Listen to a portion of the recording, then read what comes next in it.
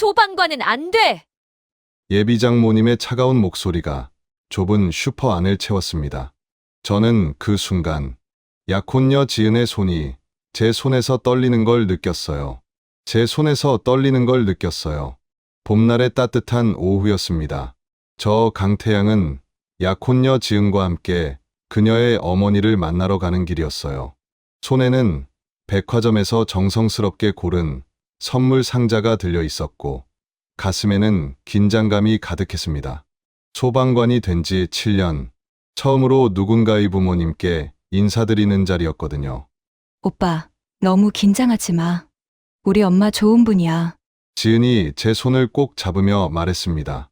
하지만 그녀의 손바닥에서도 땀이 배어나고 있었어요. 지은도 긴장하고 있다는 걸 알 수 있었죠. 버스에서 내려 좁은 골목길을 걷다 보니 오래된 주택가 사이로 작은 슈퍼 하나가 보였습니다. 미숙 슈퍼라고 쓰인 간판이 햇빛에 발해 있었어요. 여기가 엄마 가게야. 아빠 돌아가시고 나서 혼자 10년째 운영하고 계셔. 지은의 목소리에 미안함이 묻어났습니다. 저는 고개를 끄덕이며 슈퍼 문을 열었어요. 딸랑 작은 종소리가 울렸습니다. 안쪽에서 한 여성이 박스를 정리하다가 고개를 들었어요. 50대 중반쯤 되어 보이는 단정한 파마머리에 소박한 옷차림의 여성이었습니다. 예비장모님 박미숙 씨였죠. 엄마, 왔어. 지은이 밝게 인사했습니다. 장모님은 잠시 저를 바라보더니 작게 미소 지었어요. 하지만 그 미소는 눈까지 닿지 않았습니다. 뭔가 경계하는 듯한 느낌이었죠. 어서 와라. 이쪽이 그 남자친구. 네, 강태양이라고 합니다. 뵙게 되어 영광입니다. 저는 깊게 허리를 숙이며 두 손으로 선물을 건넸습니다. 장모님은 선물을 받으면서도 제 얼굴을 유심히 관찰했어요. 마치 무언가를 확인하려는 것처럼 말이죠. 슈퍼 안쪽에 있는 작은 방으로 안내받았습니다. 6평 남짓한 공간에는 낮은 식탁과 오래된 소파가 놓여 있었어요. 벽에는 지은의 어린 시절 사진들이 빼곡히 붙어 있었고 한쪽에는 돌아가신 장인어른의 영정사진이 놓여 있었습니다. 저는 먼저 영정 앞에 절을 올렸어요. 장모님의 표정이 잠시 부드러워지는 것 같았습니다. 앉아요. 장모님이 소파를 가리켰습니다. 저는 지은과 나란히 앉았고 장모님은 맞은편에 자리를 잡았어요. 테이블 위에 보리차가 놓였습니다. 저는 두 손으로 공손히 차를 받아 마셨죠. 장모님은 묵묵히 저를 바라보고 있었습니다. 그 침묵이 길게 느껴졌어요. 태양 씨, 직업이 뭐예요? 드디어 장모님이 입을 열었습니다. 저는 최대한 또박또박 대답했어요. 소방관입니다. 서울중앙소방서에서 7년째 근무하고 있습니다. 그 순간이었습니다. 장모님의 표정이 확 굳어지는 게 보였어요. 손에 들고 있던 찻잔이 미세하게 떨렸고 얼굴에서 온기가 사라졌습니다. 지은도 그 변화를 느꼈는지 불안한 눈빛으로 어머니를 바라봤어요. 소방관이요? 장모님의 목소리가 낮아졌습니다. 저는 고개를 끄덕였어요. 뭔가 잘못됐다는 걸 직감적으로 알 수 있었지만 이유를 알 수 없었습니다. 네, 맞습니다. 사람들을 구하는 일이 제 소명이라고 생각합니다. 소명. 장모님이 작게 중얼거렸습니다. 그러더니 갑자기 자리에서 일어났어요. 등을 돌린 채 창밖을 바라보며 말했습니다. 안 돼. 소방관은 안 돼. 지은의 얼굴이 창백해졌습니다. 제 손을 급하게 잡았죠. 저는 침착하게 장모님께 다시 말씀드렸습니다. 장모님, 혹시 제가 부족한 부분이 있다면 말씀해 주세요. 고치도록 노력하겠습니다. 직업을 바꿀 수 있어요? 장모님이 돌아서며 물었습니다. 그 눈빛이 날카로웠어요. 하지만 동시에 어딘가 간절해 보이기도 했습니다. 그건 어렵습니다. 이 일이 제 인생입니다. 그럼 안 돼요. 장모님의 목소리는 단호했습니다. 더 이상 대화의 여지가 없다는 듯이 말이죠. 지은의 눈에서 눈물이 글썽거렸어요. 엄마, 왜 그래? 태양 오빠는 좋은 사람이야.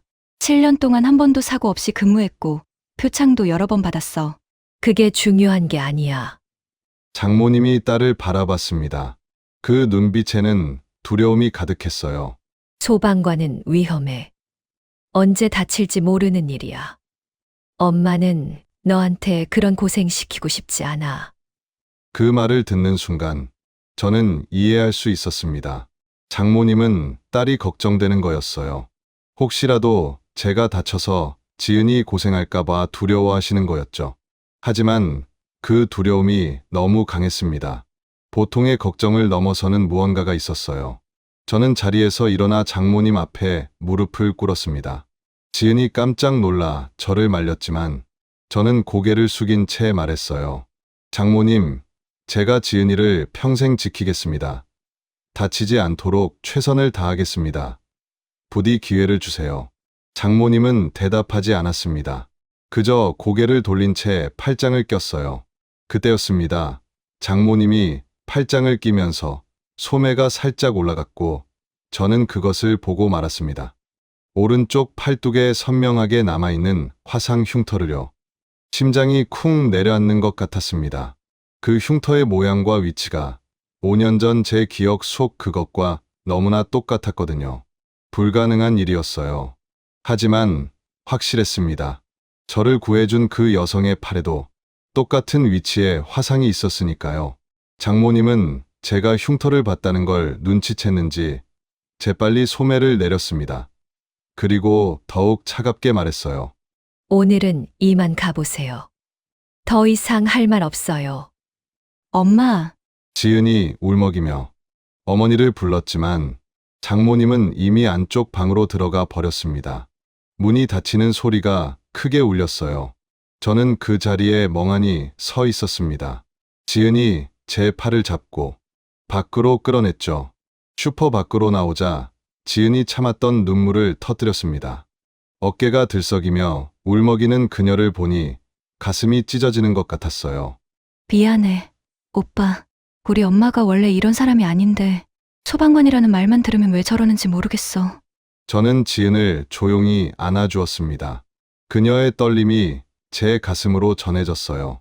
하지만 제 머릿속은 온통 그 흉터 생각뿐이었습니다. 설마 장모님이 5년 전 그분이신 걸까? 아니, 확신할 수 없었어요. 하지만 가능성은 충분했습니다.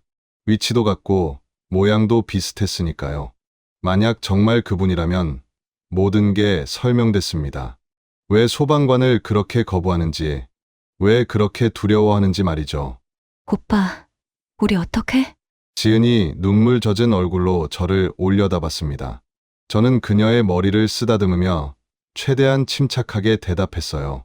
괜찮아, 시간을 두고 천천히 설득해보자. 장모님도 마음을 여실 거야. 하지만 속으로는 다른 생각을 하고 있었습니다. 만약 장모님이 정말 5년 전 저를 구해주신 그분이라면 제가 해야 할 일은 설득이 아니었어요. 은혜를 갚는 거였습니다. 평생 갚아도 모자랄 그 은혜를 말이죠. 그날 밤 저는 집에 돌아와 책상 서랍 깊은 곳에 보관해둔 오래된 신문 기사를 꺼냈습니다. 5년 전 공장 화재 사건을 다룬 기사였어요. 거기에는 이렇게 적혀 있었습니다. 신원 미상의 여성, 불타는 건물에서 소방관 구출, 본인은 화상을 입고도 병원 가기를 거부하고 현장을 떠남. 기사 아래에는 흐릿한 CCTV 사진이 있었습니다. 멀리서 찍힌 탓에 얼굴은 알아볼 수 없었지만 한 여성이 젊은 남자를 부축하며 건물에서 나오는 모습이 담겨 있었어요. 그리고 그 여성의 오른쪽 팔에서 피가 흐르는 것도 보였습니다. 저는 사진을 오랫동안 들여다봤습니다. 장모님의 얼굴을 떠올리며 비교해 봤어요. 체격이 비슷했습니다. 키도 맞았고요. 무엇보다 그 흉터가 결정적이었어요. 확인해야 해. 확실하게. 저는 다짐했습니다. 만약 정말 장모님이 그분이라면 제가 할 수 있는 일이 분명 있을 거라고요. 그리고 그분이 왜 소방관을 그렇게 거부하는지, 그날 무슨 일이 있었는지 알아내야 했습니다. 창밖으로 봄밤의 별이 반짝이고 있었습니다. 5년 전 그날 밤에도 이런 별이 떠 있었어요. 의식을 잃기 직전 저는 하늘을 봤었습니다. 그리고 누군가의 목소리를 들었죠. 살아야 해요. 당신을 기다리는 사람이 있을 거예요. 그때는 그 말의 의미를 몰랐습니다. 하지만 지금은 알 것 같았어요. 그 사람은 지은이었고, 그리고 어쩌면 장모님 자신이었을지도 모른다고요. 운명이란 게 정말 있다면 이게 바로 운명이 아닐까요? 저는 핸드폰을 꺼내 소방서장님께 문자를 보냈습니다. 서장님, 5년 전 공장 화재 사건 기록 좀 다시 확인할 수 있을까요? 급한 일이 생겼습니다. 곧 답장이 왔습니다. 내일 아침 일찍 사무실로 와. 저는 핸드폰을 내려놓고 침대에 누웠습니다. 하지만 잠이 오지 않았어요. 머릿속에서는 계속 그날의 기억과 오늘의 기억이 교차했습니다. 불길, 무너지는 천장, 그리고 저를 끌어내던 그 따뜻한 손, 그리고 오늘 본 장모님의 차가운 눈빛과 그 흉터. 꼭 알아내야 해. 그리고 은혜를 갚아야 해. 저는 그렇게 중얼거리며 눈을 감았습니다. 내일부터 시작될 진실 찾기를 생각하면서요. 장모님이 정말 제 은인이라면 저는 무슨 일이 있어도 그분의 마음을 열고 지은과의 허락받을 것입니다. 그것이 제가 할 수 있는 최선의 보답이니까요. 최선의 보답이니까요. 밤은 깊어갔고 저는 5년 만에 찾아온 인연의 실마리를 붙잡고 천천히 잠에 빠져들었습니다. 다음 날 새벽 6시, 저는 소방서의 서장실 앞에 서 있었습니다. 밤새 한숨도 자지 못했어요. 머릿속에서는 계속 장모님의 그 흉터가 떠올랐고 5년 전 그날의 기억이 파편처럼 떠올랐다가 사라지기를 반복했습니다. 문을 노크하자 안에서 서준혁 서장님의 목소리가 들렸어요. 들어와. 서장실 안은 여전히 서류와 상장들로 가득했습니다. 벽에는 수많은 화재 현장 사진들이 걸려 있었고 그 중에는 5년 전 그날의 사진도 있었어요. 서장님은 책상에 앉아 오래된 파일을 펼쳐놓고 계셨습니다. 앉아. 자네 문자 받고 밤새 이것저것 찾아봤네. 서장님이 파일을 제 쪽으로 밀었습니다. 저는 떨리는 손으로 파일을 받아들었어요. 표지에는 2020년 3월 15일 성북구 공장 화재 사고라고 적혀 있었습니다. 5년 전 바로 그날이었죠. 파일을 펼치자 가장 먼저 현장 사진이 나왔습니다. 시커먼 연기가 하늘을 뒤덮고 붉은 불길이 건물을 삼키고 있는 모습이었어요. 보는 것만으로도 그날의 열기가 느껴지는 것 같았습니다. 제 손이 무의식적으로 떨렸어요. 자네가 그날 구조된 상황 기억하나? 서장님이 조심스럽게 물었습니다. 저는 천천히 고개를 끄덕였어요. 기억하지 못할 리가 없었습니다. 제 인생에서 가장 가까이 죽음을 마주한 날이었으니까요. 그날로 돌아가 봅니다. 2020년 3월 15일 오후 3시 27분이었습니다. 출동 신고가 들어온 건 오후 3시였어요. 성북구의 한 섬유 공장에서 화재가 발생했다는 내용이었습니다. 당시 저는 신입 소방관 2년 차였고 처음으로 대형 화재 현장에 투입되는 날이었어요. 소방차 사이렌 소리가 귓가에 울렸고 가슴이 두근거렸습니다. 두려움과 긴장이 뒤섞인 떨림이었죠. 현장에 도착했을 때 이미 건물의 절반이 불타고 있었습니다. 2층 구조의 낡은 공장 건물이었는데 섬유 원단들이 쌓여 있어서 불이 빠르게 번지고 있었어요. 서장님이 지시를 내렸습니다. 2층에 사람이 남아있다는 제보가 있다. 태양, 민수, 너희 둘이 먼저 들어가서 확인해. 저는 선배 소방관과 함께 건물 안으로 들어갔습니다. 산소 마스크를 썼지만 열기가 온몸을 짓눌렀어요. 시야는 연기 때문에 1m 앞도 보이지 않았습니다. 손전등을 켜고 계단을 올라갔죠. 발걸음 하나하나가 무거웠습니다. 2층에 올라가자 더 심한 연기가 몰려왔어요. 저는 주변을 살피며 소리쳤습니다. 누구 계십니까? 대답해 주세요. 하지만 대답은 없었습니다. 불타는 소리와 무너지는 소리만 들렸을 뿐이었어요. 선배가 제 어깨를 두드렸습니다. 아무도 없는 것 같다. 철수하자. 하지만 바로 그 순간이었습니다. 저 멀리 구석에서 희미한 신음 소리가 들렸어요. 저는 그쪽으로 달려갔습니다. 선배가 뒤에서 저를 불렀지만 이미 저는 연기 속으로 들어간 뒤였죠. 구석에는 한 남자가 쓰러져 있었습니다. 공장 직원인 것 같았어요. 의식은 있었지만 다리를 다쳐서 움직이지 못하고 있었습니다. 저는 그를 업고 다시 계단 쪽으로 향했어요. 다시 계단 쪽으로 향했어요. 하지만 그 짧은 시간 동안 불길은 더 커져 있었습니다. 계단 입구가 불길에 막혀 있었어요. 저는 다른 출구를 찾으려 했지만 방향 감각을 잃었습니다. 연기가 너무 짙어서 손전등도 소용없었어요. 무전기로 선배를 불렀지만 잡음만 들렸습니다. 그때 머리 위에서 굉음이 들렸어요. 천장이 무너지기 시작했습니다. 저는 남자를 바닥에 내려놓고 몸으로 그를 보호했어요. 천장의 철골과 건축 자재들이 우수수 떨어졌습니다. 하나가 제 등을 강타했고 저는 그대로 쓰러졌어요. 산소 마스크가 벗겨졌습니다. 연기가 폐로 들어왔고 숨을 쉴 수 없었어요. 이렇게 죽는구나. 그 생각이 머리를 스쳤습니다. 부모님도 없이 자란 고아가 결국 이렇게 가는구나. 아무도 슬퍼하지 않겠지. 저는 눈을 감았어요. 의식이 흐려졌습니다. 그런데 그때였습니다. 누군가 제 팔을 잡는 게 느껴졌어요.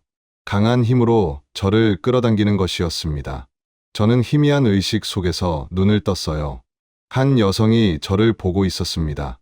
얼굴은 제대로 볼 수 없었어요. 연기와 흐려지는 시야 때문이었죠.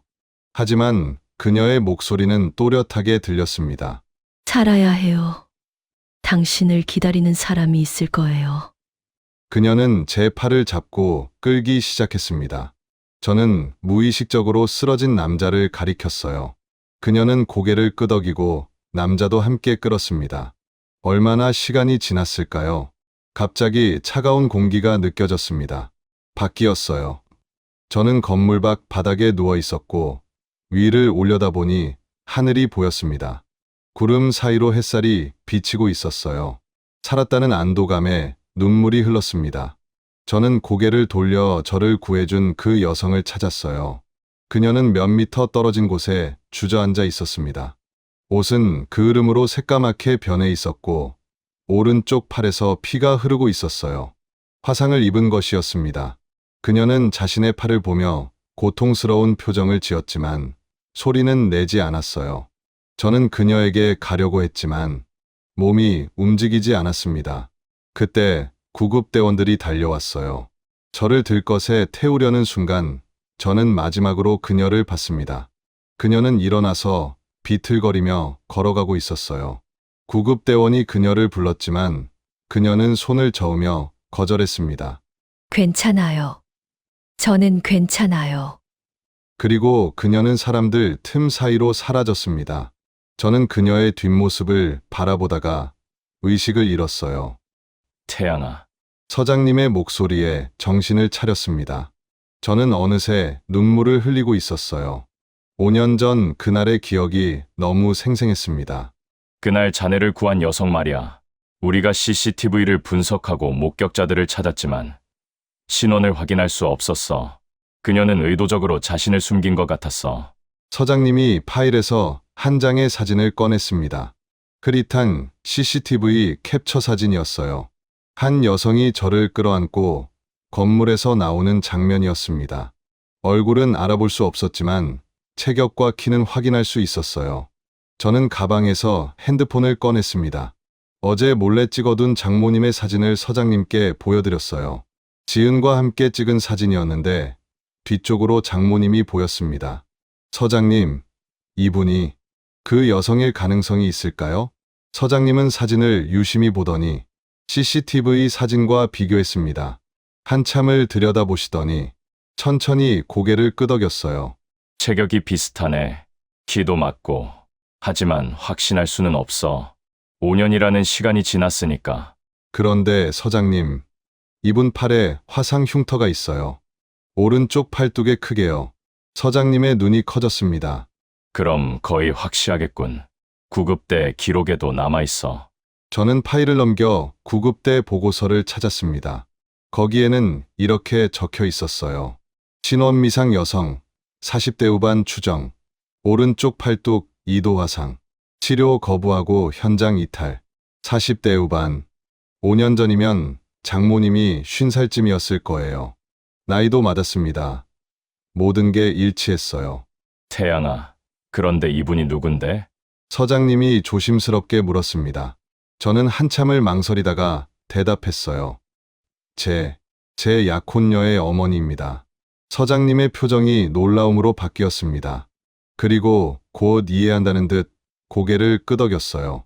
그래서 어제 급하게 연락한 거였구나. 생명의 은인이 예비 장모님이라니. 이건 정말 운명이야. 하지만 서장님, 이상한 게 있어요. 저는 어제 있었던 일을 서장님께 말씀드렸습니다. 장모님이 소방관이라는 직업을 듣자마자 결혼을 반대했다는 것, 그리고 흉터를 보여주기를 꺼려했다는 것을요. 서장님은 잠시 생각에 잠기더니 말했습니다. 아마도 그날의 트라우마 때문일 거야. 그분은 구조대가 오기 전에 혼자 너를 구했어. 우리가 늦게 도착했다는 걸 원망하고 있을 수도 있지. 그 말을 듣는 순간 모든 게 이해됐습니다.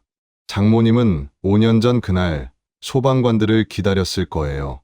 하지만 우리는 늦었고 그분은 혼자서 불타는 건물에 들어가 저를 구해야 했습니다.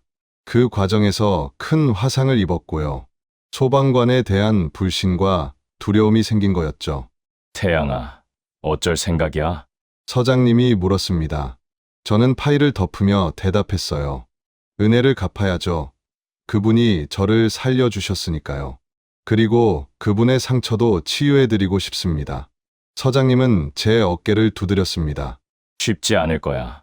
5년 동안 쌓인 트라우마는 하루아침에 풀리지 않아. 알고 있습니다. 하지만 시도는 해봐야죠. 저는 소방서를 나와 장모님의 슈퍼로 향했습니다.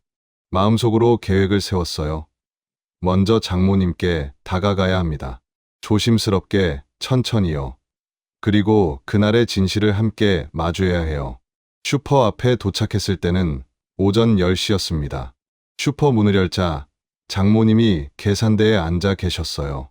저를 보자 얼굴이 굳어졌습니다. 왜 왔어요? 차가운 목소리였습니다.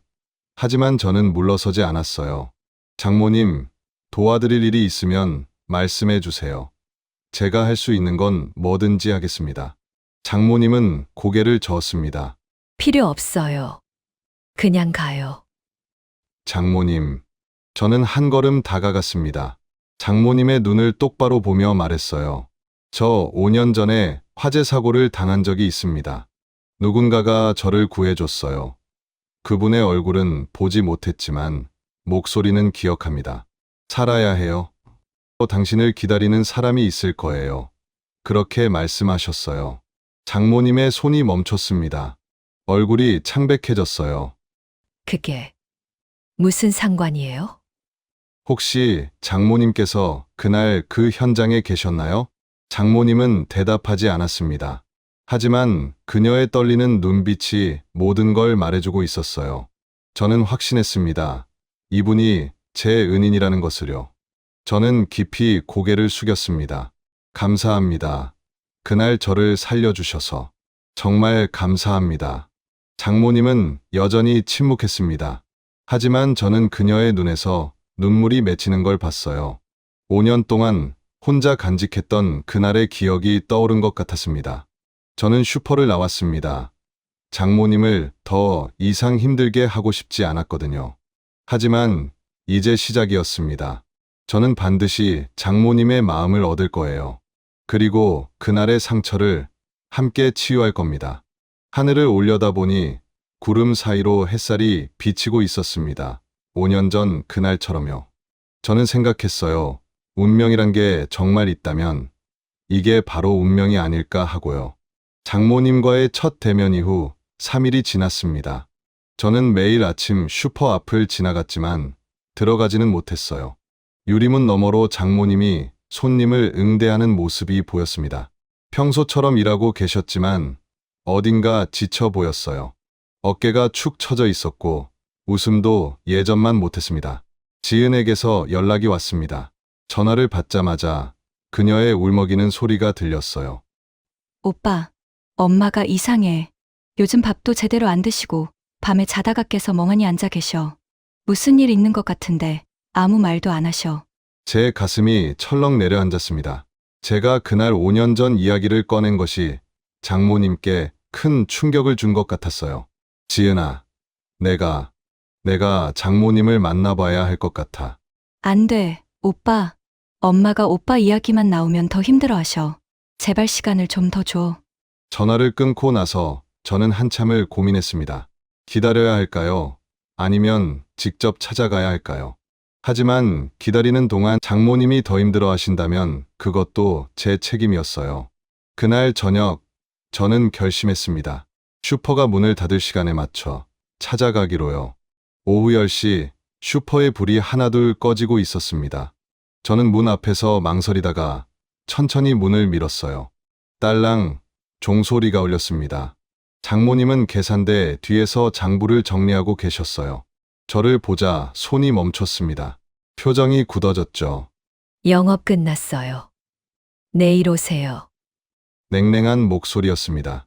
하지만 저는 물러서지 않았어요. 장모님, 잠깐만 시간 내주세요. 할 말이 있습니다. 할 말 없어요. 돌아가요. 장모님이 계산대에서 나와 저를 밀어내려 했습니다. 하지만 그 순간 장모님의 발이 이 바닥에 놓인 박스에 걸렸어요. 몸이 앞으로 쓰러지려는 순간 저는 반사적으로 그녀를 잡았습니다.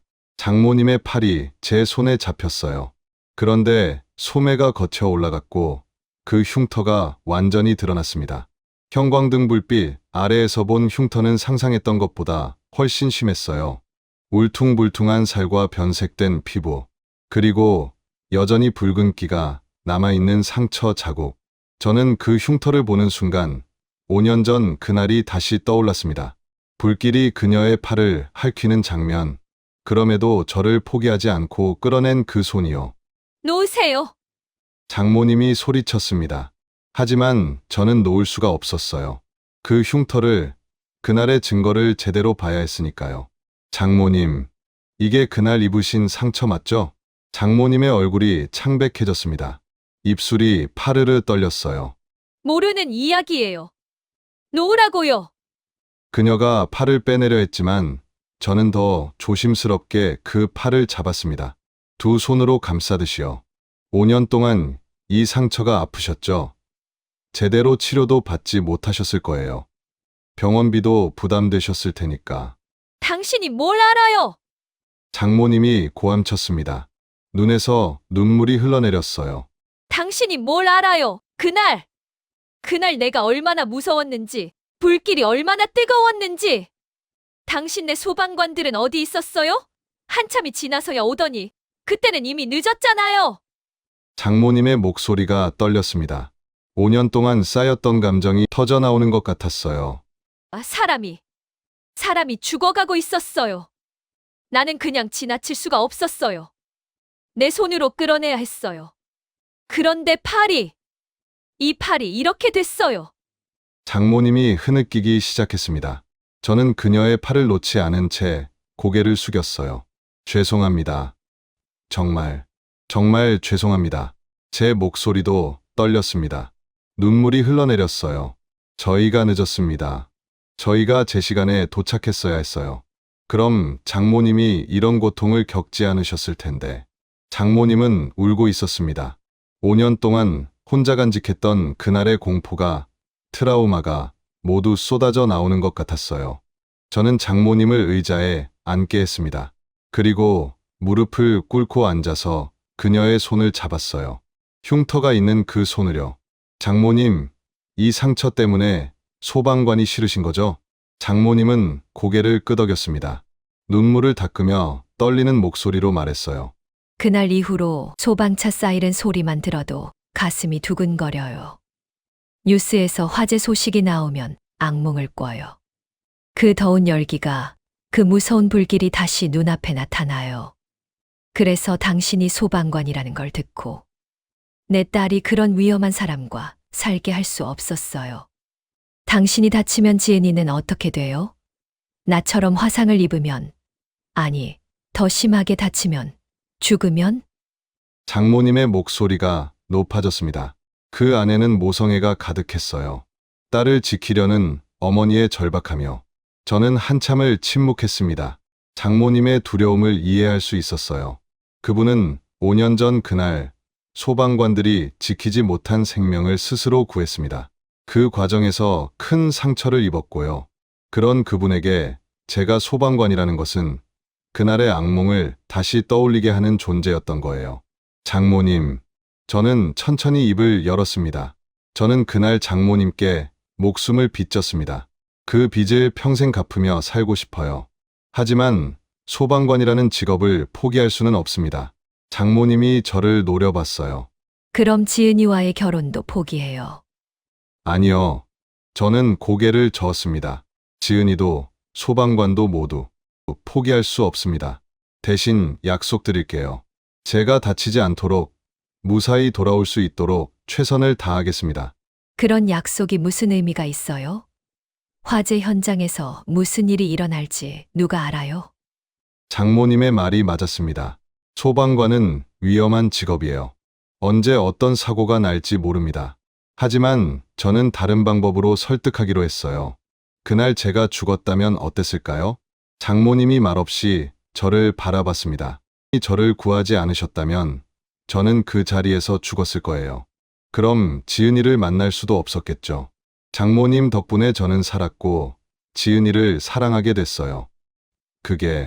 그게 운명 아닐까요? 장모님의 눈빛이 흔들렸습니다. 제게 해주신 그 말 기억하세요? 살아야 해요. 당신을 기다리는 사람이 있을 거예요. 그 말이 맞았어요. 지은이가 저를 기다리고 있었어요. 그리고 어쩌면 장모님도 저를 기다리고 계셨는지 모르죠. 그게 무슨 저를 사위로요. 저는 미소를 지었습니다. 장모님은 당황한 표정이었어요. 하지만 이내 고개를 저었습니다. 말장난하지 마요. 장난이 아닙니다. 진심이에요. 저는 일어서서 슈퍼 안을 둘러봤습니다. 낡은 선반들, 오래된 냉장고, 삐걱거리는 바닥. 모든 게 세월의 흔적을 담고 있었어요. 장모님, 이 슈퍼 운영하시면서 힘드시죠? 장모님은 대답하지 않았습니다. 하지만 그녀의 표정이 모든 걸 말해주고 있었어요. 제가 도와드리고 싶습니다. 무거운 물건 나르는 것, 높은 곳 정리하는 것, 뭐든지요. 비번 날마다 올게요. 왜 그렇게까지? 은혜를 갚고 싶어서요. 그리고 장모님께 보여드리고 싶어요. 제가 얼마나 성실한 사람인지, 지은이를 얼마나 아끼는지요. 장모님은 한참을 저를 바라봤습니다. 그 눈빛이 조금씩 부드러워지는 것 같았어요. 당신 참 고집도 세네요. 지은이를 닮았습니다. 지은이도 고집이 세거든요. 장모님이 피식 웃었습니다. 짧은 웃음이었지만 처음으로 보는 미소였어요. 알았어요. 한 달만 해봐요. 한 달 동안 당신이 얼마나 성실한지 볼 테니까. 감사합니다. 저는 깊이 허리를 숙였습니다. 장모님은 손을 내저었어요. 대신 조건이 있어요. 그 한 달 동안 지은이를 만나지 마요. 당신만 보고 판단할 테니까. 저는 조금 망설였습니다. 한 달 동안 지은을 못 본다는 게 쉬운 일은 아니었으니까요. 하지만 장모님의 마음을 얻기 위해서는 필요한 시간이었어요. 알겠습니다. 그리고 장모님이 자신의 팔을 내려다봤습니다. 흉터를 손으로 쓰다듬으며 말했어요. 이 흉터 이야기는 지은이한테 하지 마요. 지은이는 이게 화상인지도 몰라요. 그냥 오래된 상처라고만 알고 있어요. 딸한테 걱정 끼치고 싶지 않아서요. 5년 동안 숨겨왔어요. 지금도 긴 팔만 입고 다니고요. 저는 고개를 끄덕였습니다. 장모님의 모성애가 느껴졌어요. 자신의 고통을 숨기면서까지 딸을 지키려는 마음이요. 약속드릴게요. 장모님께서 말씀하실 때까지 비밀로 하겠습니다. 장모님은 다시 소매를 내렸습니다. 흉터를 감추면서 작게 한숨을 내쉬었어요. 내일부터 오세요. 아침 7시. 물건 정리할 게 많아요. 네, 꼭 오겠습니다. 저는 슈퍼를 나왔습니다. 밤 공기가 상쾌했어요. 하늘에는 별이 반짝이고 있었습니다. 한 달이라는 시간, 길면 길고 짧으면 짧은 시간이었어요. 하지만 저는 자신이 있었습니다. 반드시 장모님의 마음을 얻을 수 있을 거라고요. 집으로 돌아오는 길, 지은에게 전화했습니다. 오빠, 지은아, 나 한 달 동안 너 못 볼 것 같아. 뭐, 왜? 장모님이 시험하신대. 나를 사위감으로 볼 만한지. 그 한 달 동안 슈퍼 일 도와드리기로 했어. 지은이 잠시 침묵하더니 조용히 웃었어요. 오빠, 고마워. 엄마를 이해해 주려고 해줘서. 당연한 거야. 장모님은 내 생명의 은인이시니까. 응, 무슨 말이야? 저는 잠시 말을 멈췄습니다. 장모님과의 약속이 떠올랐어요. 아니, 아무것도 아니야. 그냥 고마운 분이라는 뜻이야. 그래. 오빠, 힘들겠지만 한 달만 참아. 나도 기다릴게. 응, 지은아, 응. 사랑해. 전화 너머로 지은의 웃음소리가 들렸습니다. 그 소리를 들으니 힘이 났어요. 한 달 뒤에는 당당하게 장모님께 인정받는 사위가 될 수 있을 것 같았습니다. 그날 밤 저는 다이어리를 꺼냈습니다. 한 달 프로젝트 시작. 목표, 장모님 마음 얻기. 방법, 성실함으로. 결과, 반드시 성공. 창밖으로 달빛이 비치고 있었습니다. 내일부터 시작될 한 달이 기대되면서도 떨렸어요. 하지만 저는 알고 있었습니다. 5년 전 장모님이 저를 포기하지 않았듯이 저도 장모님을 포기하지 않을 거라는 것을요. 새벽 6시 30분, 알람이 울리기도 전에 저는 눈을 떴습니다. 오늘부터 시작되는 한 달간의 도전, 설레기도 하고 떨리기도 했어요. 샤워를 하고 깔끔하게 옷을 갈아입었습니다. 거울을 보며 스스로에게 다짐했죠. 오늘부터 장모님께 인정받는 사위가 되는 거라고요. 슈퍼에 도착한 건 정확히 7시였습니다. 문은 아직 닫혀 있었지만 안에서 불빛이 보였어요. 문을 두드리자 장모님이 나와 문을 열어주셨습니다. 왔네요. 짧은 인사였지만 어제보다는 훨씬 부드러운 목소리였어요. 장모님은 여전히 긴팔 블라우스를 입고 계셨습니다. 그 아래 숨겨진 흉터를 생각하니 가슴이 먹먹했어요. 오늘은 창고 정리부터 해요. 음료수 박스들이 쌓여 있는데 정리 좀 해줘요. 장모님이 창고 쪽을 가리켰습니다. 저는 고개를 끄덕이고 창고로 향했어요. 문을 열자 좁은 공간에 박스들이 산더미처럼 쌓여 있었습니다. 어떤 것은 먼지가 잔뜩 쌓여 있었고 어떤 것은 찢어져 있었어요. 저는 소매를 걷어붙이고 일을 시작했습니다. 먼저 박스들을 모두 밖으로 꺼내서 유통기한을 확인했어요. 기한이 지난 것들은 따로 분류하고 새로 온 것들은 안쪽에 배치했습니다. 소방관으로 단련된 체력이 도움이 됐죠. 무거운 박스도 거뜬히 들어 올릴 수 있었으니까요. 1시간쯤 지났을까요? 땀이 등을 타고 흘러내렸습니다. 손에는 먼지가 잔뜩 묻어 있었고요. 하지만 창고는 확실히 깔끔해지고 있었어요. 물 좀 마셔요. 장모님이 시원한 보리차를 건네주셨습니다. 저는 감사하게 받아 마셨어요. 목구멍으로 시원한 물이 넘어가는 게 느껴졌습니다. 장모님은 제가 정리한 창고를 둘러보셨어요. 표정이 조금 놀란 것 같았습니다. 제법인데 이렇게 깔끔하게 정리할 줄은 몰랐네. 하지만 곧 표정을 굳히며 다른 곳을 가리켰습니다. 그럼 이번엔 저 높은 선반 정리해요. 먼지 쌓인 지 오래됐어요. 다음 일이 시작됐습니다. 사다리를 타고 올라가 선반을 닫고 상품들을 재배치했어요. 오래된 물건들은 내리고 회전율 높은 상품들을 눈에 잘 띄는 곳에 놓았습니다. 장모님은 아래에서 일하는 모습을 지켜보고 계셨어요. 점심시간이 되자 장모님이 김밥을 싸오셨습니다. 먹어요. 밖에서 사 먹으면 비싸니까. 감사합니다. 저는 김밥을 받아 먹기 시작했어요. 소박한 김밥이었지만 정말 맛있었습니다. 어머니가 만들어주신 음식 같았거든요. 지은이가 요리 잘한다고 했는데 장모님께 배운 거였네요. 장모님의 입가에 미소가 스쳤습니다. 딸 이야기가 나오자 표정이 부드러워진 거예요.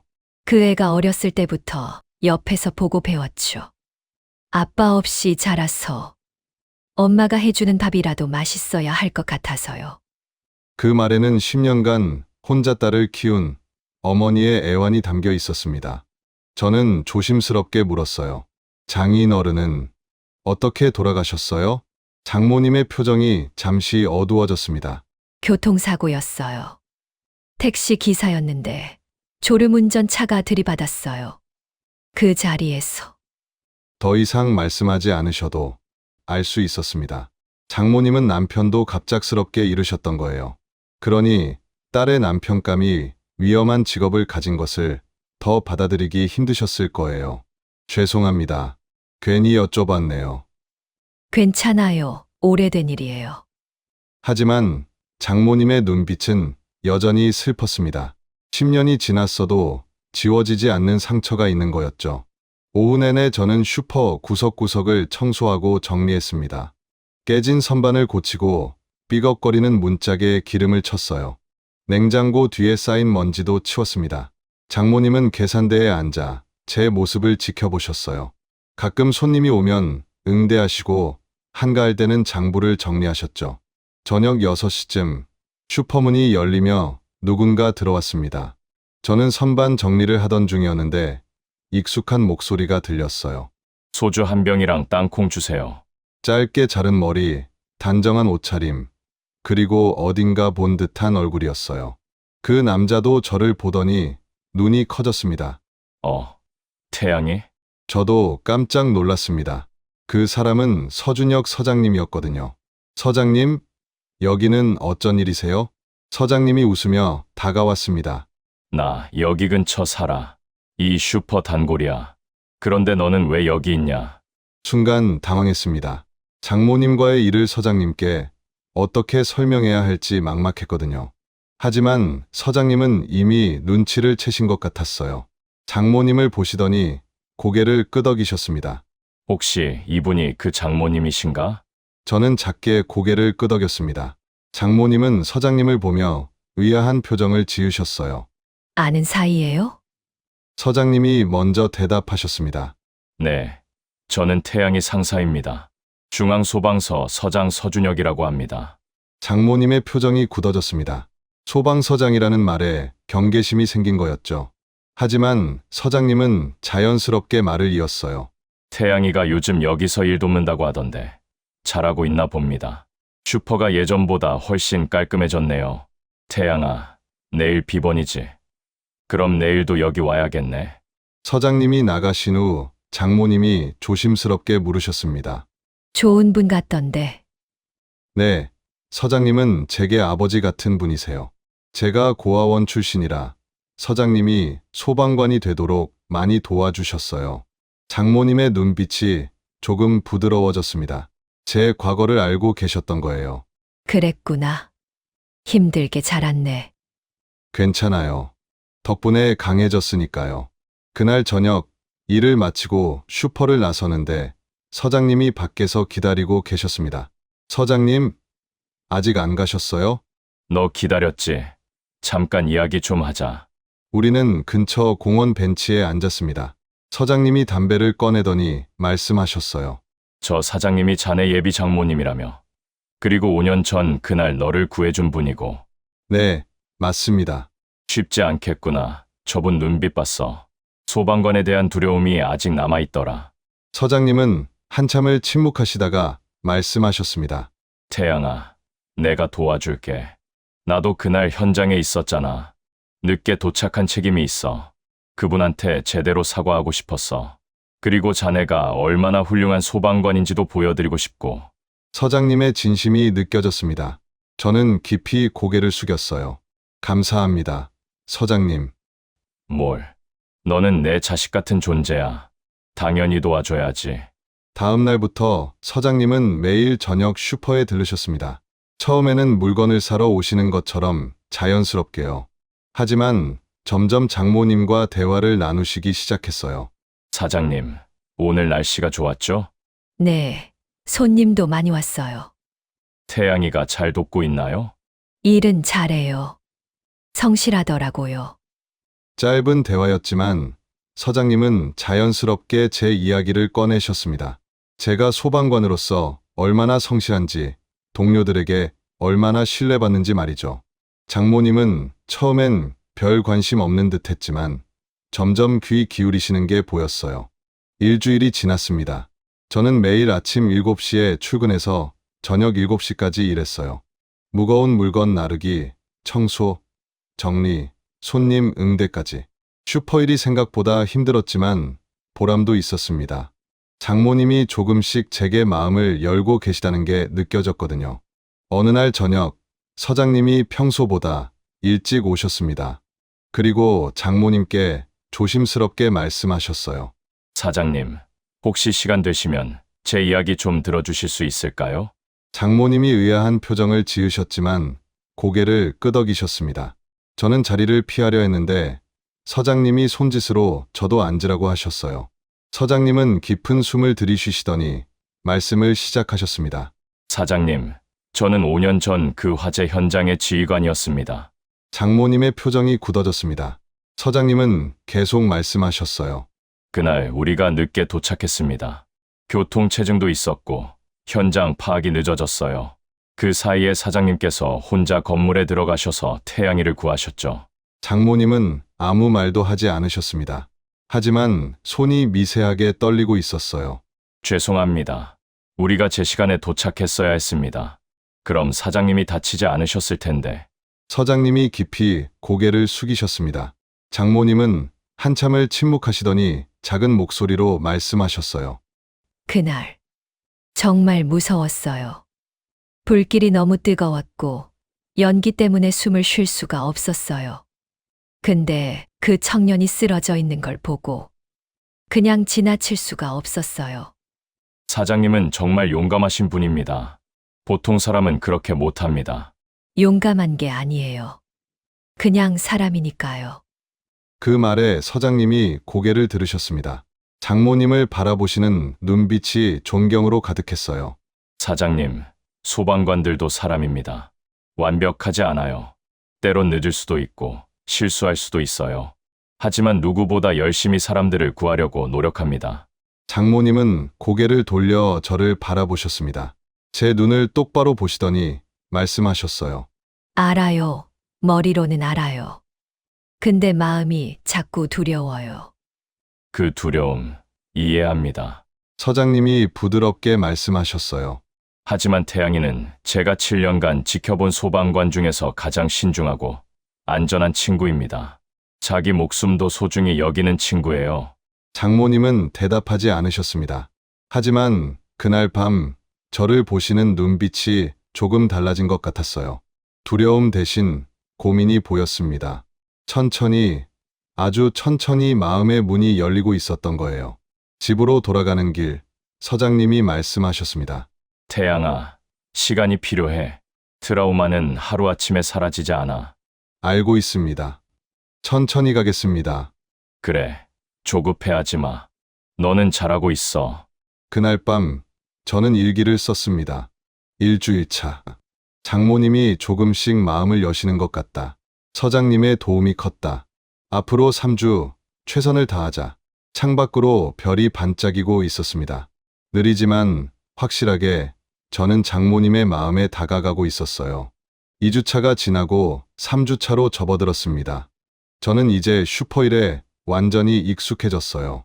어떤 물건이 어디 있는지, 어떤 손님이 무엇을 주로 사는지, 심지어 장모님이 좋아하는 차의 온도까지 알게 됐습니다. 장모님도 많이 달라지셨어요. 처음처럼 차갑게 대하지 않으셨고, 가끔 제가 일하는 모습을 보시며 작게 미소 짓기도 하셨죠. 서장님은 여전히 매일 저녁 들러서 자연스럽게 대화를 나누셨고요. 어느 토요일 오후였습니다. 손님이 뜸한 시간이었어요. 저는 계산대 옆 의자에 앉아 잠깐 쉬고 있었고, 장모님은 장부를 정리하고 계셨습니다.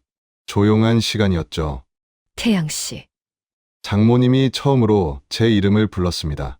평소에는 그냥 저기요 혹은 이것 좀 이라고만 하셨는데요. 저는 얼른 자세를 바로 했어요. 궁금한 게 있어요. 장모님이 장부를 덮으며 저를 바라보셨습니다. 진지한 표정이었어요. 5년 전 그날 당신은 왜 거기 있었어요? 신입 소방관이 그런 위험한 곳에 혼자 들어간 이유가 있었나요? 저는 잠시 망설였습니다. 그날의 기억이 떠올랐어요.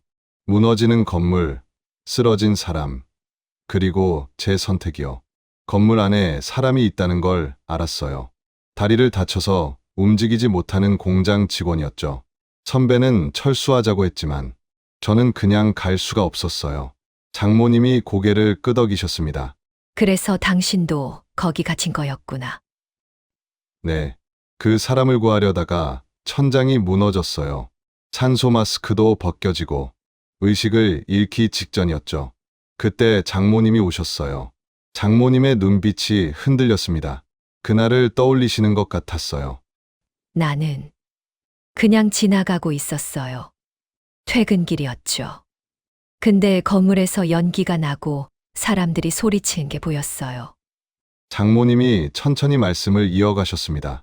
소방차가 왔지만 사람들이 말하더라고요. 안에 아직 사람이 있대요. 구조대가 들어가려는데 시간이 너무 걸린대요.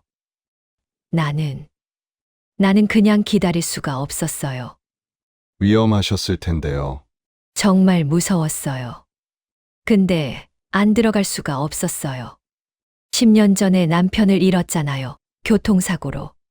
그때도 구급차가 늦게 왔어요. 남편은 그 시간을 버티지 못했어요.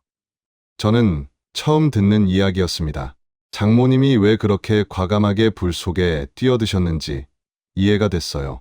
그래서 당신을 보는 순간 남편 생각이 났어요. 이 사람도 누군가의 가족일 거라고, 누군가 기다리고 있을 거라고. 장모님의 목소리가 떨렸습니다. 그래서 들어갔어요. 연기가 너무 짙어서 앞이 안 보였지만 신음소리를 따라갔어요. 당신이 쓰러져 있더라고요. 다른 남자도 있었고요. 저희 둘 다 구해주신 거예요. 끌어냈죠. 팔이 어디 부딪혔는지 뜨거웠어요. 나중에 보니까 불에 데인 거더라고요. 근데 그때는 아프다는 생각도 못했어요. 그냥 살려야 한다는 생각밖에 없었어요. 저는 눈시울이 뜨거워졌습니다. 장모님이 얼마나 용감하셨는지, 얼마나 큰 희생을 하셨는지 다시 한번 깨달았어요. 밖으로 나왔을 때 구조대가 왔더라고요. 당신을 들것에 태우고 나한테도 병원 가자고 했는데 장모님이 말을 멈추셨습니다. 왜 안 가셨어요? 병원비가 없었어요. 그 말이 가슴을 찔렀습니다. 혼자 딸 키우면서 모은 돈이 별로 없었어요. 슈퍼도 빚내서 시작한 거였고 병원비 낼 돈이 없어서 그냥 집에 와서 소독약이랑 붕대로 감쌌어요. 그래서 흉터가 제대로 치료를 못 받아서 이렇게 됐죠. 근데 괜찮아요. 사람 살렸으니까요. 장모님이 소매를 걷어 올렸습니다.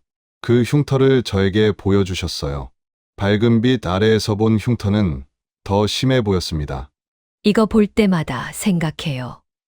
그날 내가 한 일이 옳았나? 괜히 나섰나?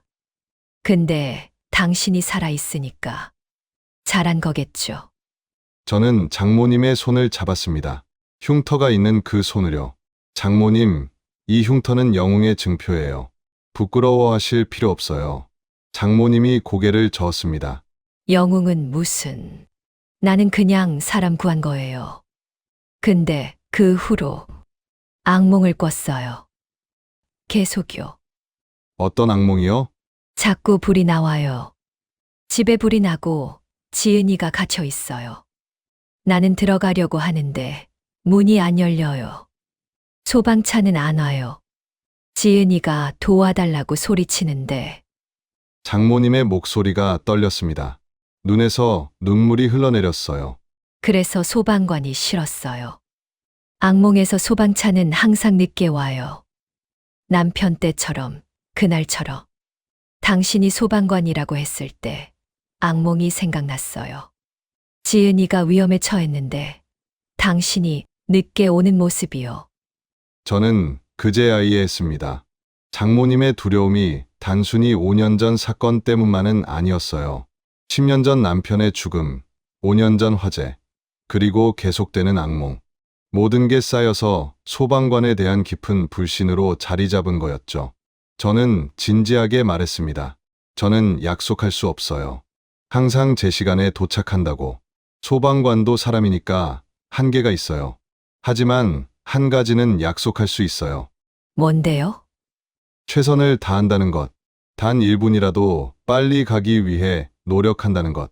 그리고 지은이를, 장모님을 지키기 위해 제가 할 수 있는 모든 걸 한다는 것이요. 장모님은 한참을 저를 바라보셨습니다. 그리고는 천천히 고개를 끄덕이셨어요. 당신 정말 고집세네요. 지은이 닮았다니까요. 장모님이 처음으로 진짜 웃으셨습니다. 눈가에 주름이 잡히며 웃으시는 모습이 지은이와 닮아 있었어요. 그날 저녁 서장님이 오셨을 때 장모님은 평소와 달랐습니다. 서장님께 먼저 말을 거셨어요. 서장님, 그날 늦게 온 거 이제 괜찮아요. 서장님이 놀라셨습니다.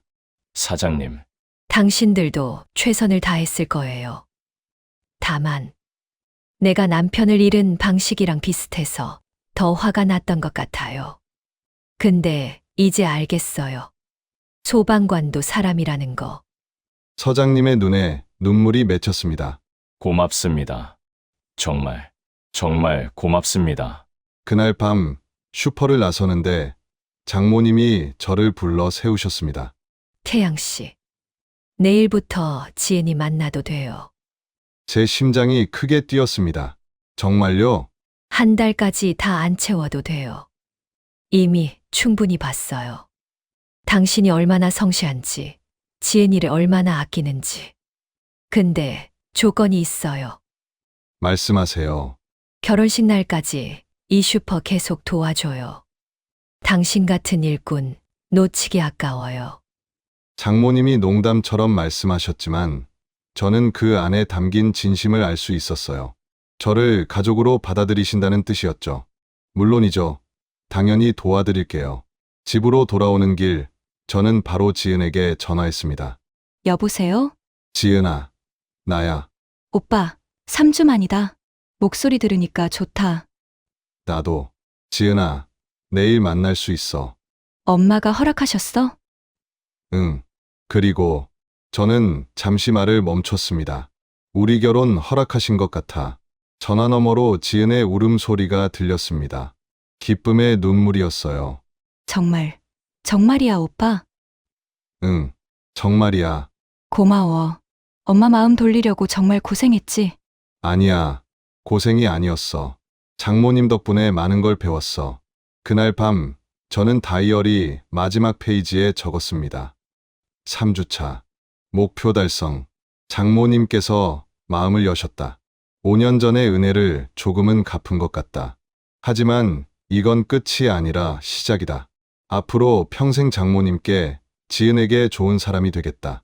창밖으로 보름달이 떠 있었습니다. 환한 달빛 아래서 저는 생각했어요. 5년 전 그날 장모님이 제게 해주신 말이 맞았다고요. 정말로 저를 기다리는 사람이 있었다고요. 지은이, 그리고 이제는 장모님도 제 가족이 될 거라고요. 다음 날 저는 설레는 마음으로 지은을 만났습니다. 3주 만에 보는 얼굴이 더 예뻐 보였어요. 오빠, 보고 싶었어. 나도. 우리는 손을 잡고 슈퍼로 향했습니다.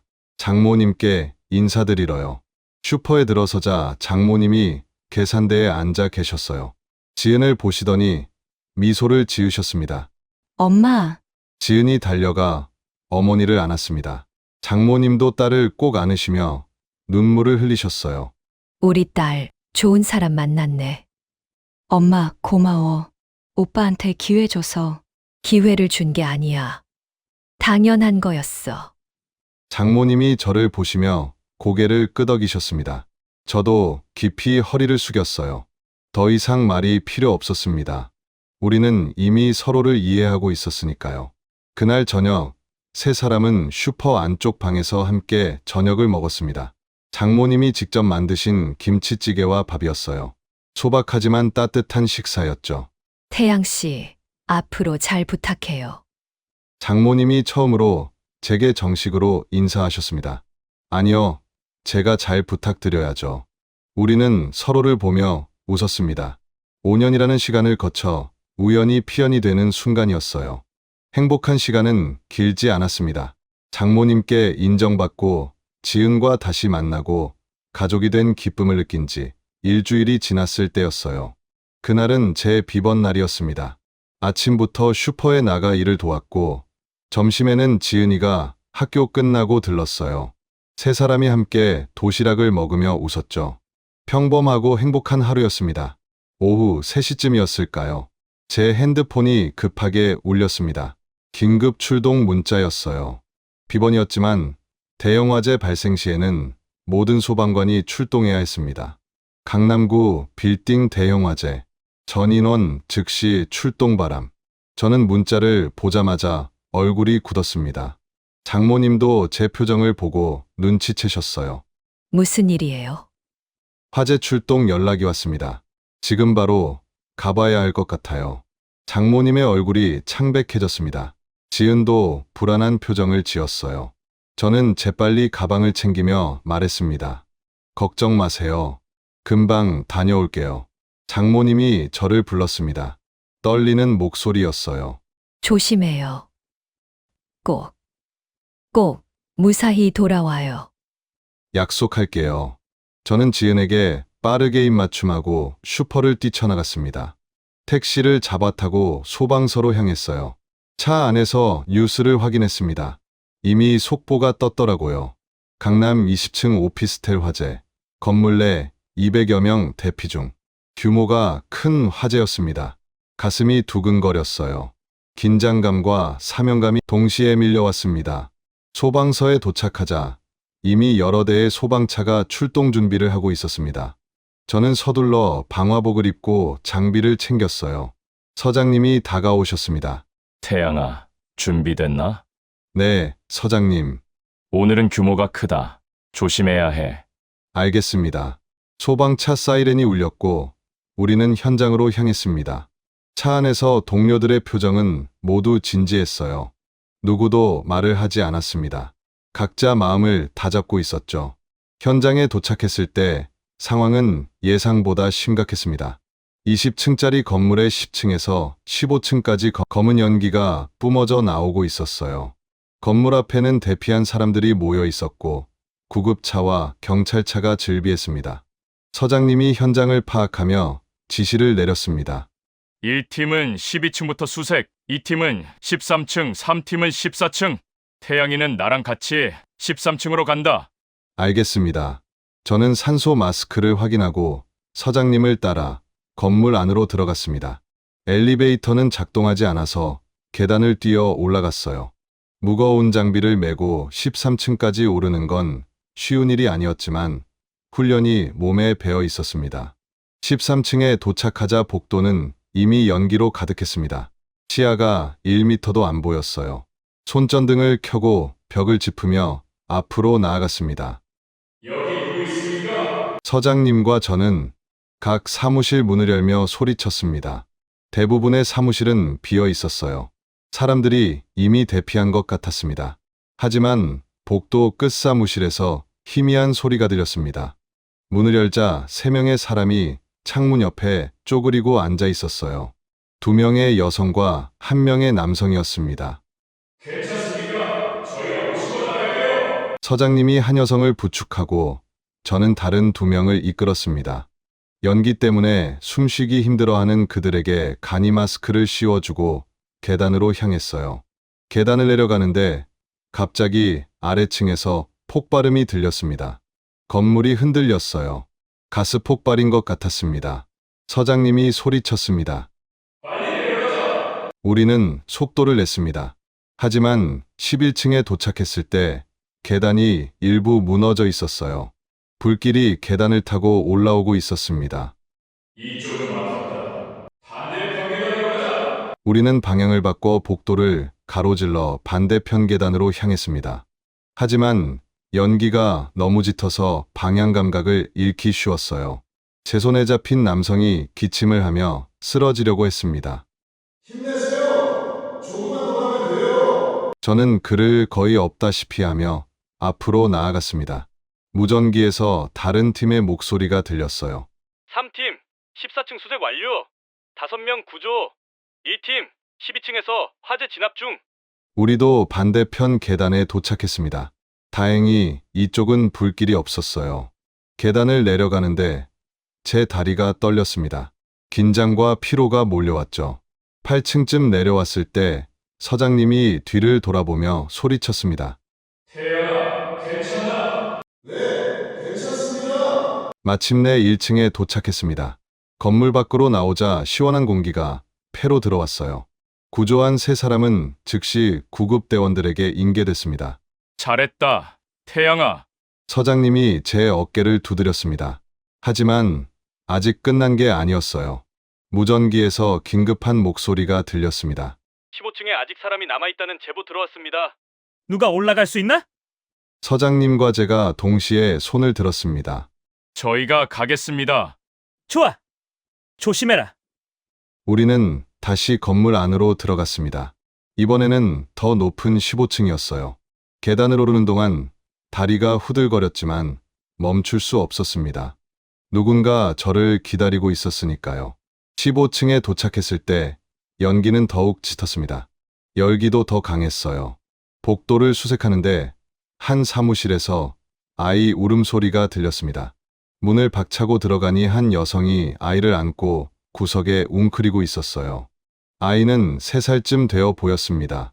괜찮습니다. 저희가 모시고 나갈게요. 저는 아이를 안아들었고 서장님이 여성을 부축했습니다. 다시 계단으로 향했어요. 하지만 이번에는 상황이 달랐습니다. 불길이 더 거세졌고 계단 일부가 또 무너졌어요. 반대편으로 가자. 우리는 방향을 틀었습니다. 하지만 복도 중간에서 천장이 무너지기 시작했어요. 굉음과 함께 천장의 일부가 떨어졌습니다. 저는 반사적으로 아이를 감싸 안고 몸을 숙였어요. 태양아. 서장님의 목소리가 들렸지만 연기와 먼지 때문에 아무것도 보이지 않았습니다. 귀가 멍멍했고 몸 어딘가가 아팠어요. 하지만 아이는 제 품에서 울고 있었습니다. 살아있다는 뜻이었죠. 저는 아이를 달래며 일어서려 했습니다. 하지만 오른쪽 다리에 힘이 들어가지 않았어요. 무언가에 맞은 것 같았습니다. 서장님이 연기를 해치고 다가왔습니다. 다쳤나? 다리가 안 움직여요. 내가 올 테니 아이만 잘 나가. 서장님이 저를 부축해서 일으켰습니다. 여성은 서장님의 다른 팔에 매달렸어요. 우리는 천천히 하지만 멈추지 않고 앞으로 나아갔습니다. 반대편 계단에 도착했습니다. 이쪽은 다행히 아직 통로가 열려 있었어요. 계단을 내려가는 동안 저는 의식이 흐려지는 걸 느꼈습니다. 고통과 연기 때문이었죠.